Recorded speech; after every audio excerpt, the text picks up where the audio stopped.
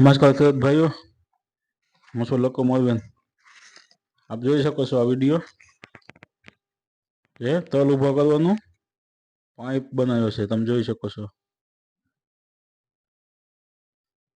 જે એકલો ખેડૂત હોય તો પણ તલ ઊભો કરી શકે.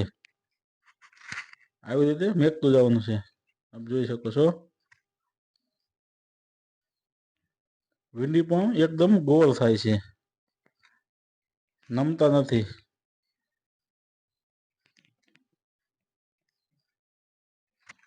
તો આવો જુગાર તમે જોયેલો છે પહેલા અથવા બનાવેલો છે તો કોમેન્ટ કરજો.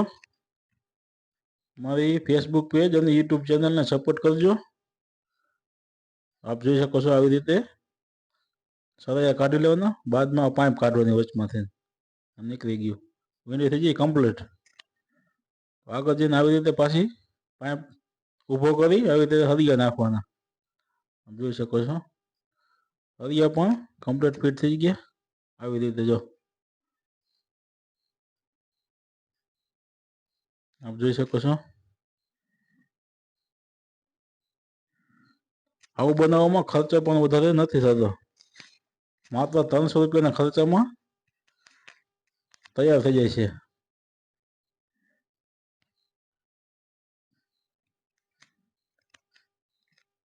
આમાં એક પોણાનો પાઇપ લીધેલો છે. પોણાના પાઇપની અંદર 2 હોલ પડેલા છે ચારાની, અને નીચે એક અણી વાળો ખીલો લગાવેલો છે, જેથી કરી જમીનમાં ગળી જાય અંદર એકદમ ઠપ કરીને. ત્યાર પછી 2 હરિયા લીધા છે, ચારાની હરિયા, જે 4-4 ફૂટના છે 2 હરિયા, અને પાઇપ છે 5.5 ફૂટ ઊંચી. તો માત્ર 300 રૂપિયાના ખર્ચામાં આવો દેશી જુગાર તૈયાર થઈ જાય છે. એની એક મજૂરની ઓછી જરૂર પડે છે, જેથી ઝાલવો ન પડે તલ. તો આપ કોમેન્ટ જરૂર કરજો. આવો જુગાર જોયેલો હતો કે તમે બનાવેલો છે પહેલા? પથ્થરવાળી જગ્યા છે એટલે થોડી વાર લાગે ઊભું કરવામાં. આપ જોઈ શકો છો.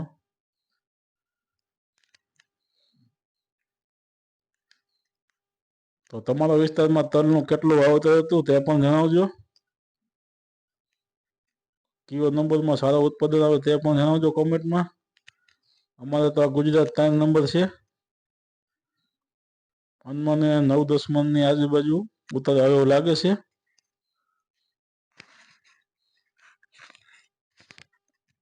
આટલો પીળો પડતો છોડ પછી જે તલ વાઢવા, આટલો પીળાશ આવી જાય પછી. લીલા છોડ વાઢવા નહીં, જેથી તલનો પૂરો ઉતારો આવે.